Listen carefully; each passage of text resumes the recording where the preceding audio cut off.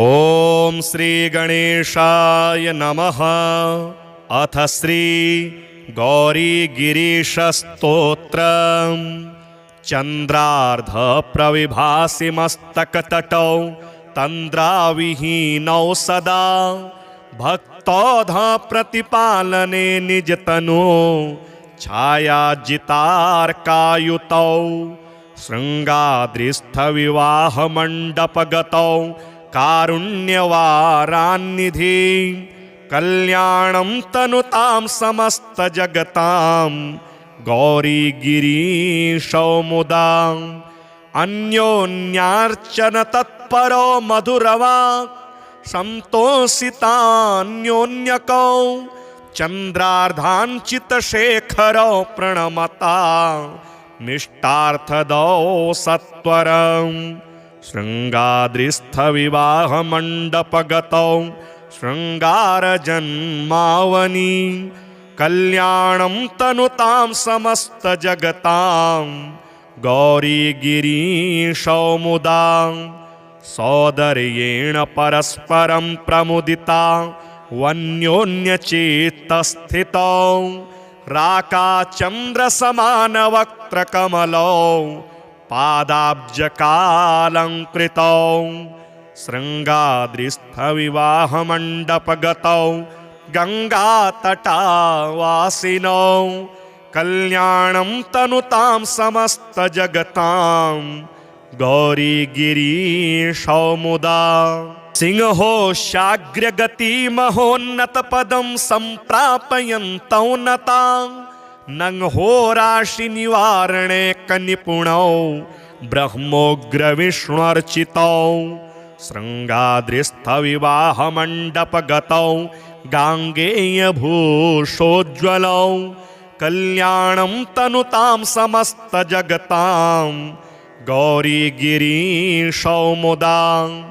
कस्तूरी घनसार चरचित तनु प्रत्यूयमानौ सुरे रस्तुक्त्या प्रणतेष्ट पूर्ण करो वस्तुपलब्धि प्रदौ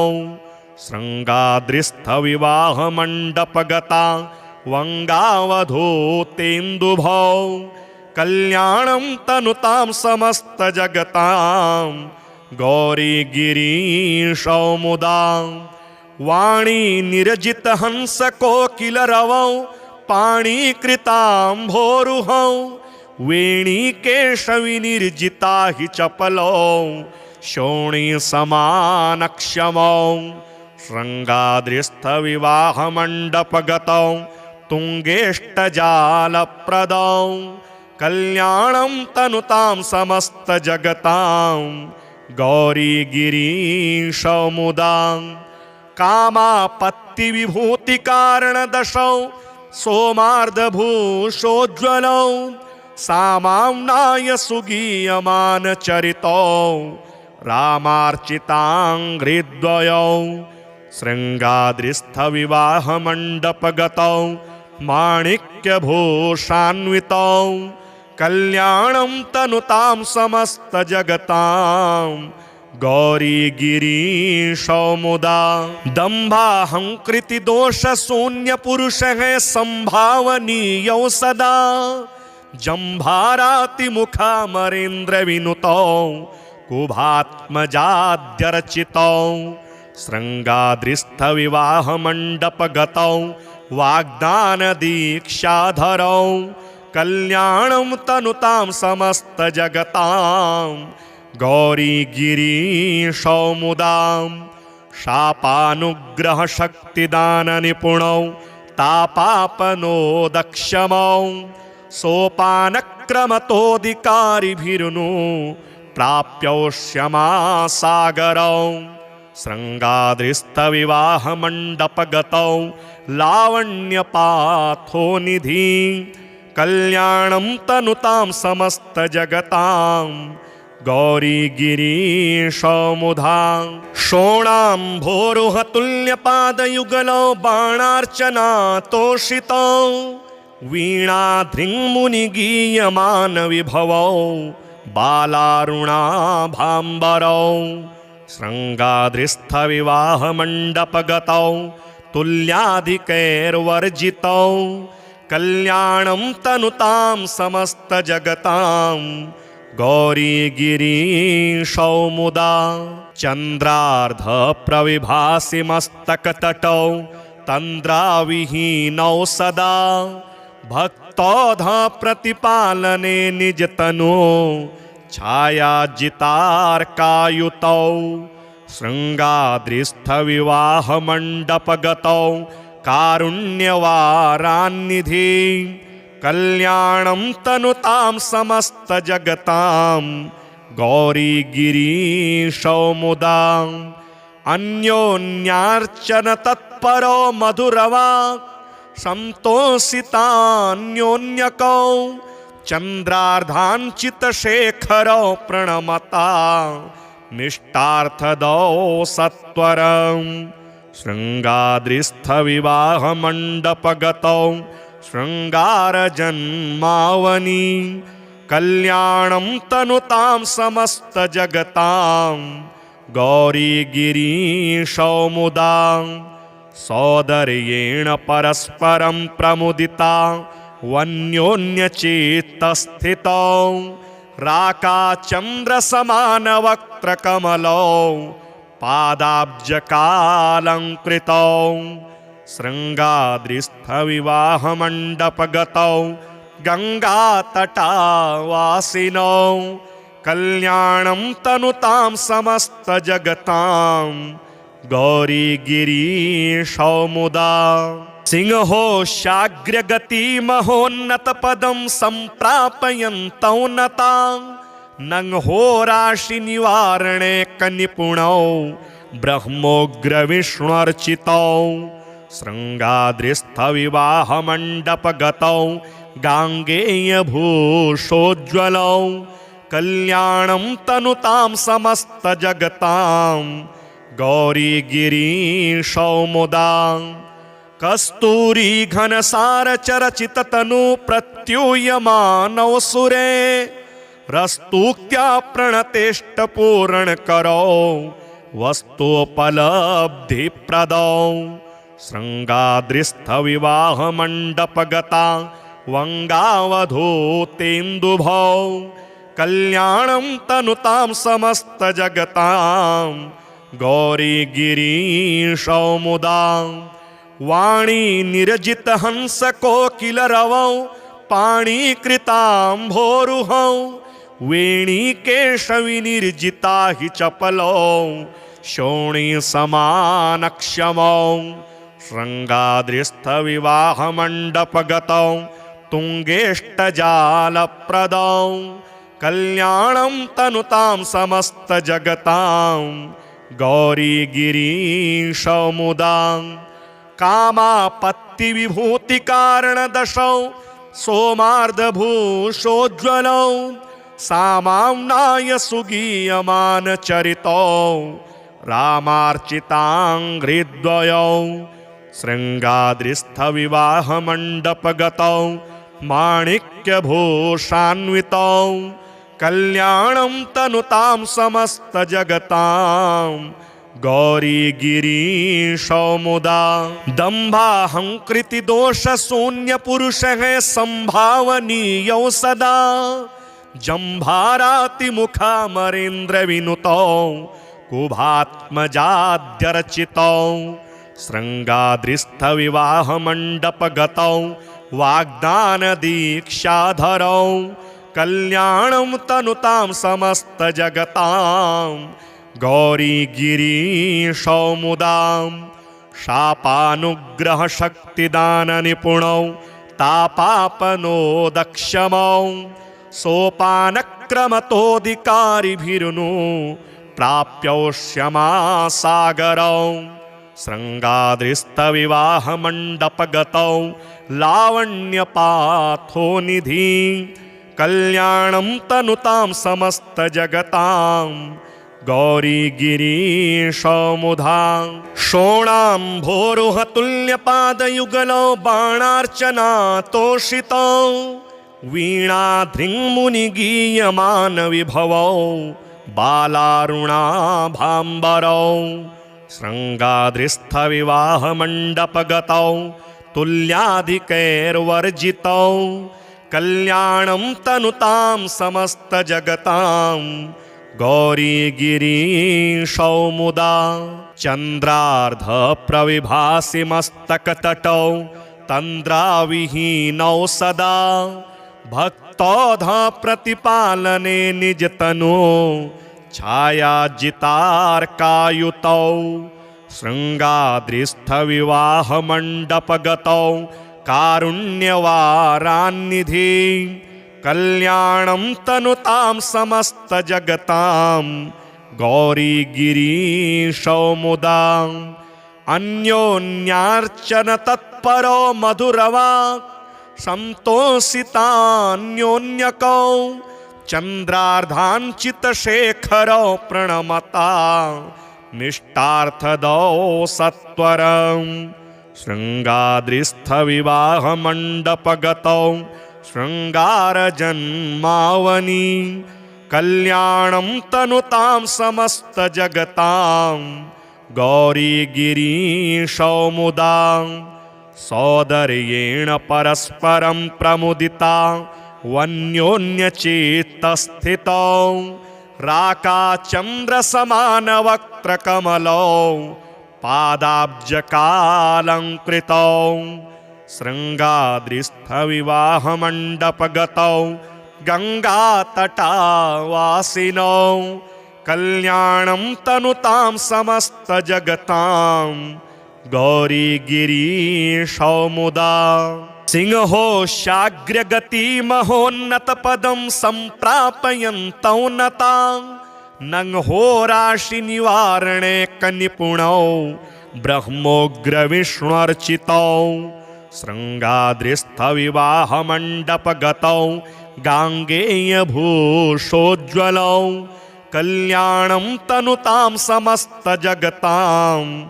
गौरीगिरीशौ मुदा कस्तूरी घनसारचरचिततनु प्रत्यूयमानौ सुरे रस्तूक्त्या प्रणतेष्टपूरणकरौ वस्तुपलब्धिप्रदौ शृङ्गाद्रिस्थविवाहमण्डपगता वङ्गावधूतेन्दुभौ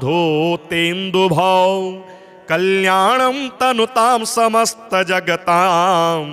गौरीगिरीशौ मुदा वाणी निरजितहंसकोकिलरवौ पाणिकृताम्भोरुहौ वेणीकेशविनिर्जिता हि चपलौ शोणीसमानक्षमौ शृङ्गाद्रिस्थविवाहमण्डपगतौ तुङ्गेष्टजालप्रदौ कल्याणं तनुतां समस्तजगतां गौरीगिरीशौ मुदा कामापत्तिविभूतिकारणदशौ सोमार्धभूषोज्ज्वलौ सामाम्नाय सुगीयमानचरितौ रामार्चिताङ्घ्रिद्वयौ शृङ्गाद्रिस्थविवाहमण्डपगतौ माणिक्यभूषान्वितौ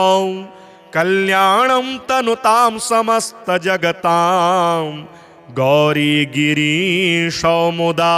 दम्भाहङ्कृतिदोषशून्यपुरुषः सम्भावनीयौ सदा जम्भारातिमुखामरेन्द्रविनुतौ कुभात्मजाद्यर्चितौ शृङ्गाद्रिस्थविवाहमण्डपगतौ वाग्दानदीक्षाधरौ कल्याणं तनुतां समस्तजगतां गौरीगिरीशौ मुदा शापानुग्रहशक्तिदाननिपुणौ तापापनोदक्षमौ सोपानक्रमतोऽधिकारिभिरुनु प्राप्यौ क्षमासागरौ शृङ्गाद्रिस्थविवाहमण्डपगतौ लावण्यपाथोनिधि कल्याणं तनुतां समस्तजगतां गौरीगिरीशौ मुदा शोणाम्भोरुहतुल्यपादयुगलौ बाणार्चनातोषितौ वीणाधृङ्मुनिगीयमानविभवौ बालारुणाभाम्बरौ शृङ्गाद्रिस्थविवाहमण्डपगतौ तुल्याधिकैर्वर्जितौ कल्याणं तनुतां समस्तजगतां गौरीगिरीशौ मुदा चन्द्रार्धप्रविभासि मस्तकतटौ तन्द्राविहीनौ सदा भक्तौध प्रतिपालने निजतनु छायाजितार्कायुतौ शृङ्गाद्रिस्थविवाहमण्डपगतौ कारुण्यवारान्निधि कल्याणं तनुतां समस्तजगतां गौरीगिरीशौ मुदा अन्योन्यार्चन तत्परो मधुरवाक् संतोषितान्योन्यकौ चन्द्रार्धाञ्चितशेखरौ प्रणमता निष्टार्थदौ सत्वरम् शृङ्गाद्रिस्थविवाहमण्डपगतौ शृङ्गारजन्मावनि कल्याणं तनुतां समस्तजगतां गौरीगिरीशौ मुदा सौदर्येण परस्परं प्रमुदिता वन्योन्यचित्तस्थितौ राकाचन्द्रसमानवक्त्रकमलौ पादाब्जकालङ्कृतौ शृङ्गाद्रिस्थविवाहमण्डपगतौ गङ्गातटावासिनौ कल्याणं तनुतां समस्तजगतां गौरीगिरीशौ मुदा सिंहोशाग्रगतिमहोन्नतपदं सम्प्रापयन्तौ नतां नंहोराशिनिवारणे कनिपुणौ ब्रह्मोग्रविष्णुर्चितौ शृङ्गाद्रिस्थविवाहमण्डपगतौ गाङ्गेयभूषोज्ज्वलौ कल्याणं तनुतां समस्तजगतां गौरीगिरीशौ मुदा कस्तूरी घनसारचरचिततनु प्रत्यूयमानौ सुरे रस्तुक्त्या प्रणतेष्टपूरणकरौ वस्तुपलब्धिप्रदौ शृङ्गाद्रिस्थविवाहमण्डपगता वङ्गावधूतेन्दुभौ कल्याणं तनुतां समस्तजगतां गौरीगिरीशौ मुदा वाणी निर्जितहंसकोकिलरवौ पाणिकृताम्भोरुहौ वेणीकेशविनिर्जिता हि चपलौ शोणीसमानक्षमौ शृङ्गाद्रिस्थविवाहमण्डपगतौ तुङ्गेष्टजालप्रदौ कल्याणं तनुतां समस्तजगतां गौरीगिरीशौ मुदा कामापत्तिविभूतिकारणदशौ सोमार्धभूषोज्ज्वलौ सामाम्नाय सुगीयमानचरितौ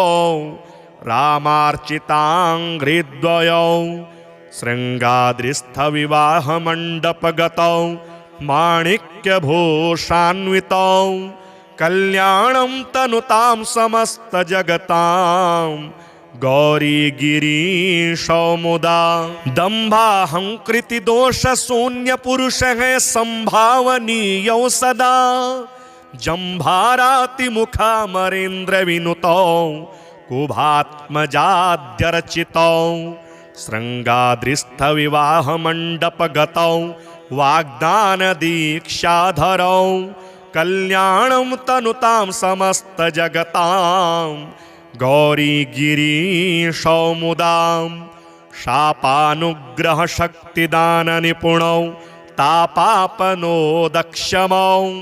सोपानक्रमतोऽधिकारिभिरुनु प्राप्यौ क्षमासागरौ शृङ्गाद्रिस्थविवाहमण्डपगतौ लावण्यपाथोनिधि कल्याणं तनुतां समस्तजगतां गौरीगिरीशौ मुदा शोणाम्भोरुहतुल्यपादयुगलौ बाणार्चनातोषितौ वीणाधृङ्मुनिगीयमानविभवौ बालारुणाभाम्बरौ शृङ्गाद्रिस्थविवाहमण्डपगतौ तुल्याधिकैर्वर्जितौ कल्याणं तनुतां समस्तजगतां गौरीगिरीशौ मुदा चन्द्रार्धप्रविभासि मस्तकतटौ तन्द्राविहीनौ सदा भक्तौध प्रतिपालने निजतनु छायाजितार्कायुतौ शृङ्गाद्रिस्थविवाहमण्डपगतौ कारुण्यवारान्निधि कल्याणं तनुतां समस्तजगतां गौरीगिरीशौ मुदा अन्योन्यार्चन तत्परो मधुरवाक् संतोषितान्योन्यकौ चन्द्रार्धाञ्चितशेखरौ प्रणमता निष्टार्थदौ सत्वरम् शृङ्गाद्रिस्थविवाहमण्डपगतौ शृङ्गारजन्मावनि कल्याणं तनुतां समस्तजगतां गौरीगिरीशौ मुदा सौदर्येण परस्परं प्रमुदिता वन्योन्यचित्तस्थितौ राकाचन्द्रसमानवक्त्रकमलौ पादाब्जकालङ्कृतौ शृङ्गाद्रिस्थविवाहमण्डपगतौ गङ्गातटावासिनौ कल्याणं तनुतां समस्तजगतां गौरीगिरीशौ मुदा सिंहोशाग्रगतिमहोन्नतपदं सम्प्रापयन्तौ नता नंहोराशिनिवारणे कनिपुणौ ब्रह्मोग्रविष्णुर्चितौ शृङ्गाद्रिस्थविवाहमण्डपगतौ गाङ्गेयभूषोज्ज्वलौ कल्याणं तनुतां समस्तजगतां गौरीगिरीशौ मुदा कस्तूरीघनसारचरचिततनु प्रत्यूयमानौ सुरे रस्तूक्त्या प्रणतेष्टपूरणकरौ वस्तुपलब्धिप्रदौ शृङ्गाद्रिस्थविवाहमण्डपगता वङ्गावधूतेन्दुभौ कल्याणं तनुतां समस्तजगतां गौरीगिरीशौ मुदा वाणी निरजितहंसकोकिलरवौ पाणीकृताम्भोरुहौ वेणीकेशविनिर्जिता हि चपलौ शोणीसमानक्षमौ शृङ्गाद्रिस्थविवाहमण्डपगतौ तुङ्गेष्टजालप्रदौ कल्याणं तनुतां समस्तजगतां गौरीगिरीशौ मुदा कामापत्तिविभूतिकारणदशौ सोमार्धभूषोज्ज्वलौ सामाम्नाय सुगीयमानचरितौ रामार्चिताङ्घ्रिद्वयौ शृङ्गाद्रिस्थविवाहमण्डपगतौ माणिक्यभूषान्वितौ कल्याणं तनुतां समस्तजगतां गौरीगिरीशौ मुदा दम्भाहङ्कृतिदोषशून्यपुरुषः सम्भावनीयौ सदा जम्भारातिमुखामरेन्द्रविनुतौ कुभात्मजाद्यर्चितौ शृङ्गाद्रिस्थविवाहमण्डपगतौ वाग्दानदीक्षाधरौ कल्याणं तनुतां समस्तजगतां गौरीगिरीशौ मुदा शापानुग्रहशक्तिदाननिपुणौ तापापनोदक्षमौ सोपानक्रमतोऽधिकारिभिरुनु प्राप्यौष्यमासागरौ शृङ्गाद्रिस्थविवाहमण्डपगतौ लावण्यपाथोनिधि कल्याणं तनुतां समस्तजगतां गौरीगिरीशमुधा शोणाम्भोरुहतुल्यपादयुगलौ बाणार्चना तोषितौ वीणाधृङ्मुनिगीयमानविभवौ बालारुणाभाम्बरौ शृङ्गाद्रिस्थविवाहमण्डपगतौ तुल्याधिकैर्वर्जितौ कल्याणं तनुतां समस्तजगतां गौरीगिरीशौ मुदा चन्द्रार्धप्रविभासि मस्तकतटौ तन्द्राविहीनौ सदा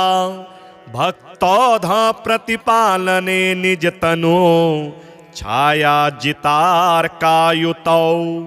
शृङ्गाद्रिस्थविवाहमण्डपगतौ कारुण्यवारान्निधि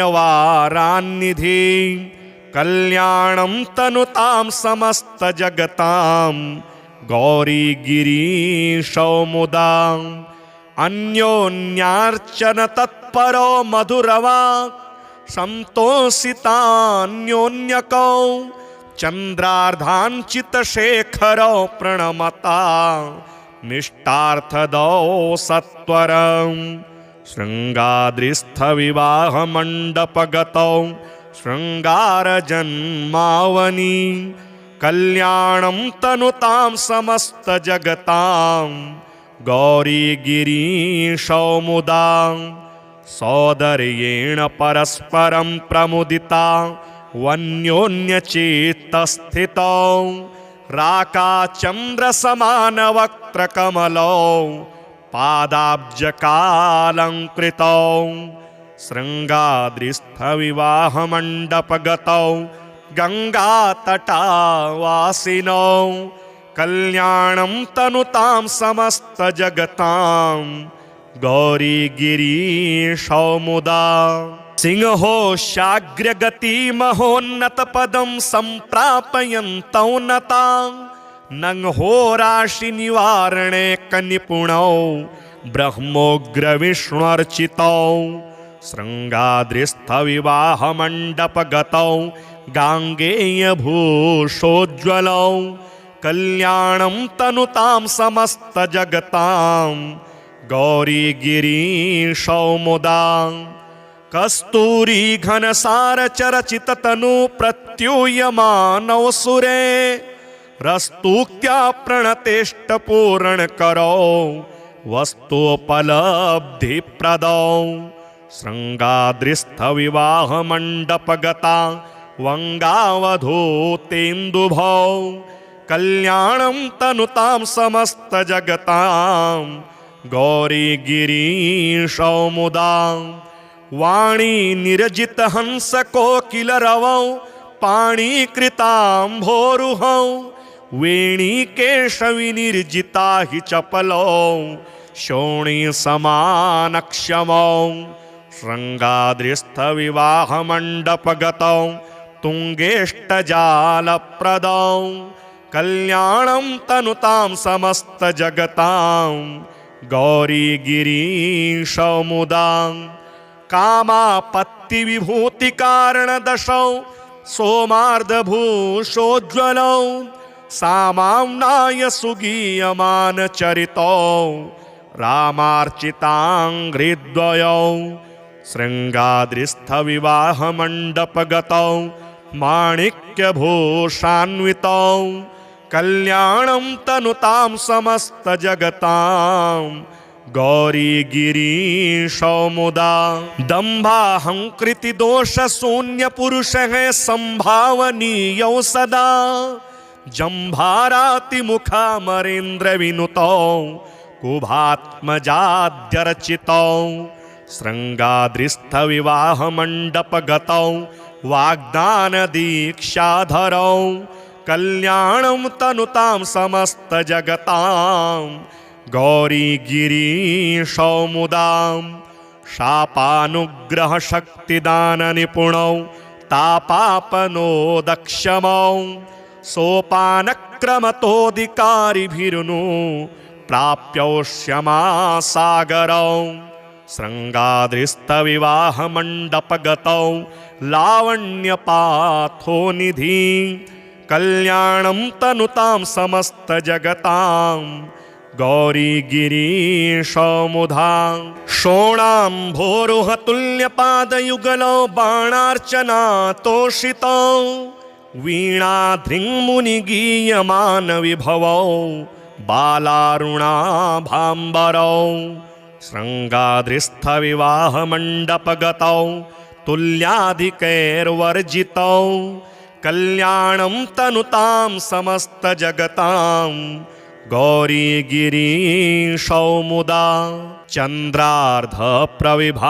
मस्तकतटौ तन्द्राविहीनौ सदा भक्तौध प्रतिपालने निजतनु छायाजितार्कायुतौ शृङ्गाद्रिस्थविवाहमण्डपगतौ कारुण्यवारान्निधि कल्याणं तनुतां समस्तजगतां गौरीगिरीशौ मुदा अन्योन्यार्चनतत्परो मधुरवाक् संतोषितान्योन्यकौ चन्द्रार्धाञ्चितशेखरौ प्रणमता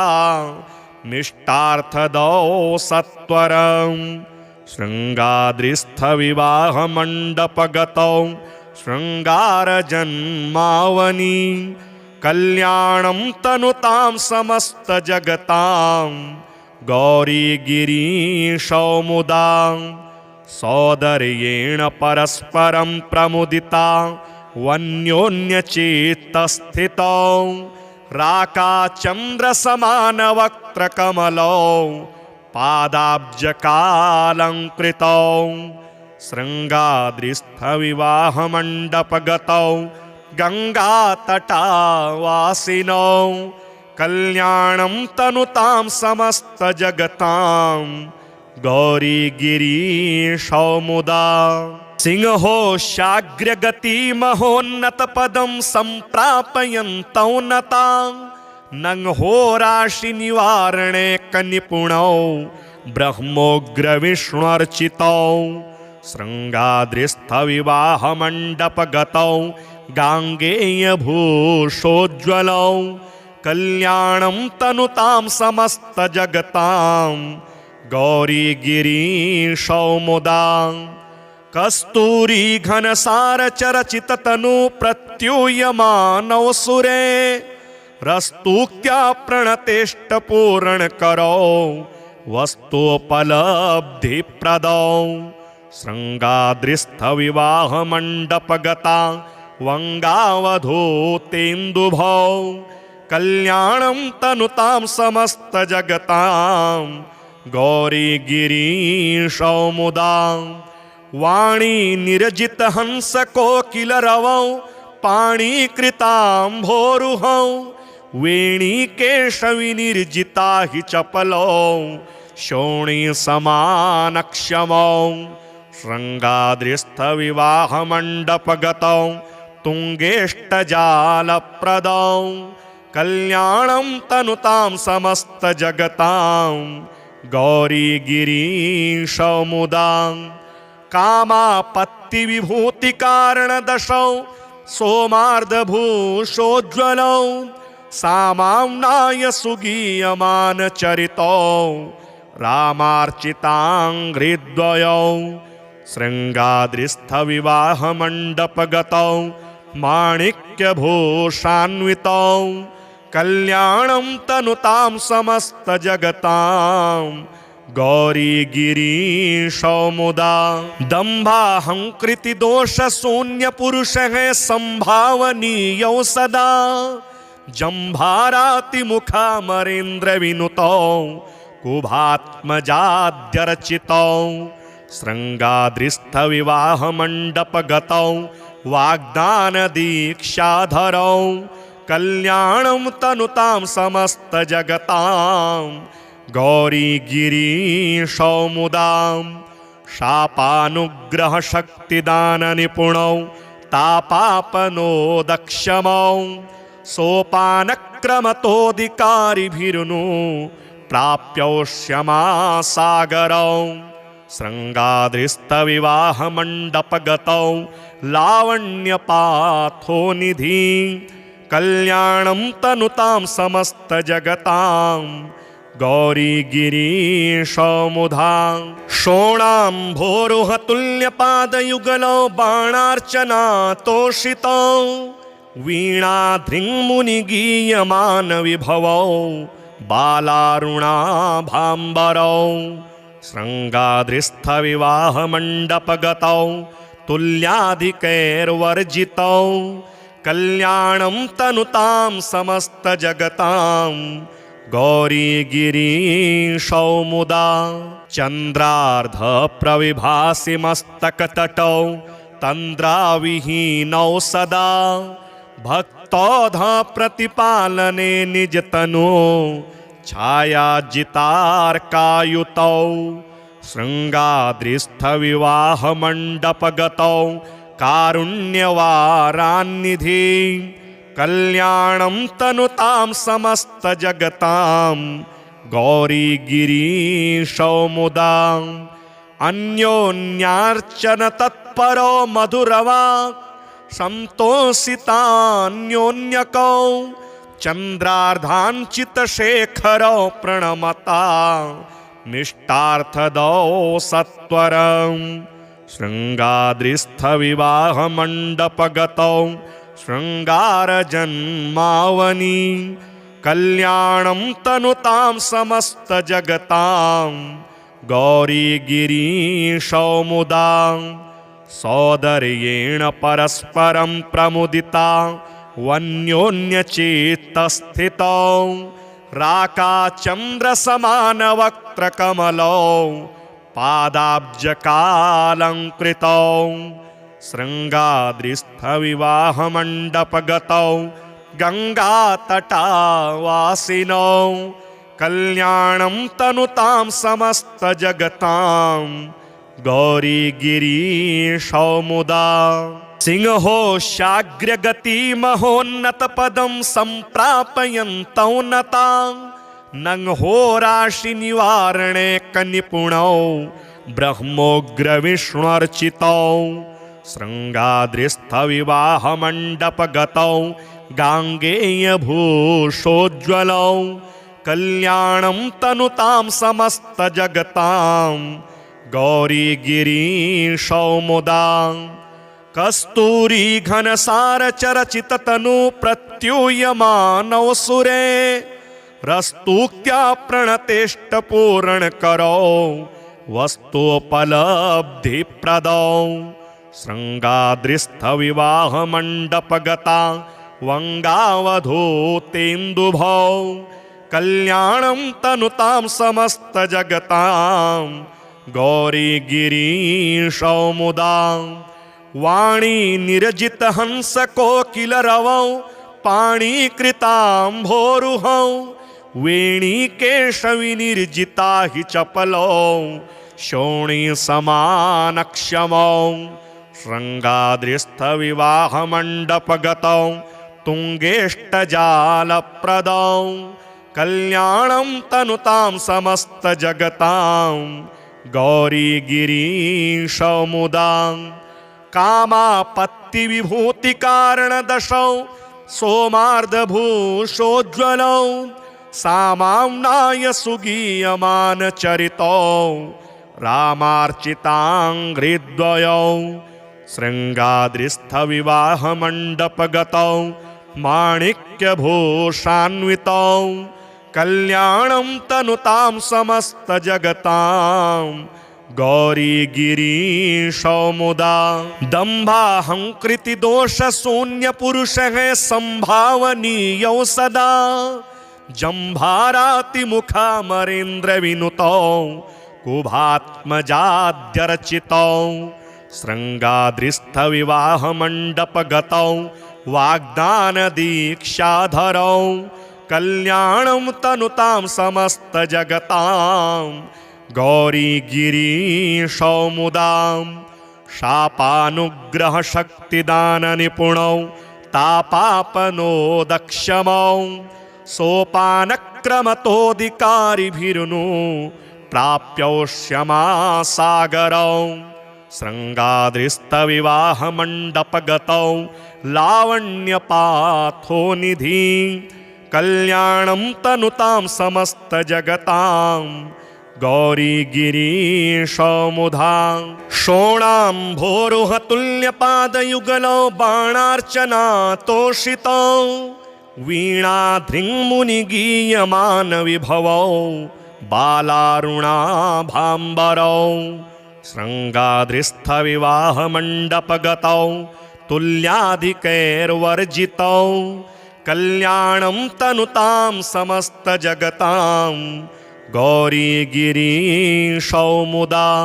चन्द्रार्धप्रविभासि मस्तकतटौ तन्द्राविहीनौ सदा भक्तौध प्रतिपालने निजतनु छायाजितार्कायुतौ शृङ्गाद्रिस्थविवाहमण्डपगतौ कारुण्यवारान्निधि कल्याणं तनुतां समस्तजगतां गौरीगिरीशौ मुदा अन्योन्यार्चनतत्परो मधुरवाक् संतोषितान्योन्यकौ चन्द्रार्धाञ्चितशेखरौ प्रणमता निष्टार्थदौ सत्वरं शृङ्गाद्रिस्थविवाहमण्डपगतौ शृङ्गारजन्मावनि कल्याणं तनुतां समस्तजगतां गौरीगिरीशौ मुदा सौदर्येण परस्परं प्रमुदिता